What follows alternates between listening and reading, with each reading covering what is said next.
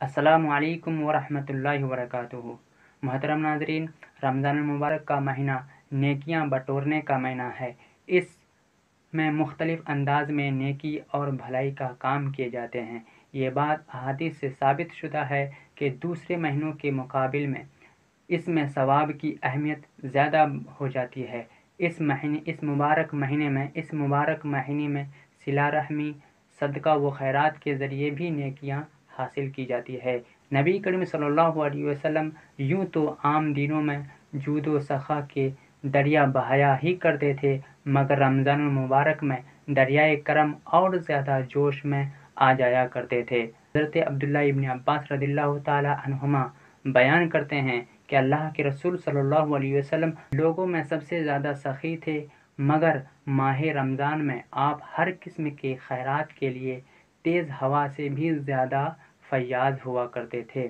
اس حدیث کی شرح میں ابن حجر عسقلانی فرماتے ہیں کہ جس طرح تیز ہوا کا فیض عام ہوتا ہے اور اس کا فائدہ ہر چیز کو مل جاتا ہے، اسی طرح نبی کریم صلی اللہ علیہ وسلم بھی تیزی کے ساتھ لوگوں کو فیض یاب فرماتے تھے، اور نبی کریم صلی اللہ علیہ وسلم کی سخاوت و فیاضی کا دائرہ وسیع تھا۔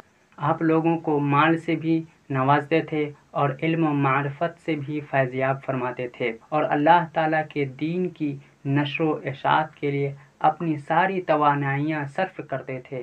بھوکوں کو کھانا کھلانا اور لوگوں کو واعظ و نصیحت فرماتے تھے اور ان کی مختلف ضروریات پوری کرتے تھے۔ صدقہ و خیرات کی فضیلت بیان کرتے ہوئے فرماتے ہیں کہ حضور صلی اللہ علیہ وسلم نے فرمایا، بے شک صدقہ اللہ رب العزت کے غضب کو بجھاتا ہے اور بری موت کو دفع کرتا ہے۔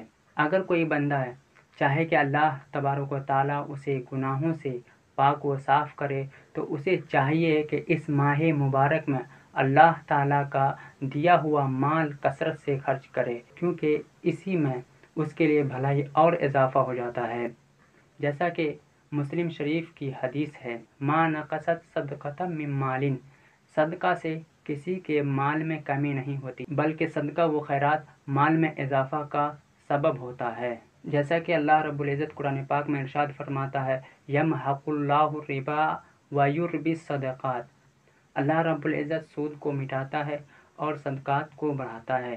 محترم ناظرین، صدقہ و خیرات کے ذریعے لوگوں کا دل خوش کرنے کا ایک بہترین ذریعہ ہے، اسی لیے اس مہینہ میں زیادہ سے زیادہ لوگوں کی حاجتیں پوری کر کے اور اپنے نامہ اعمال میں نیکیاں جمع کرنے کی کوشش کرنی چاہیے۔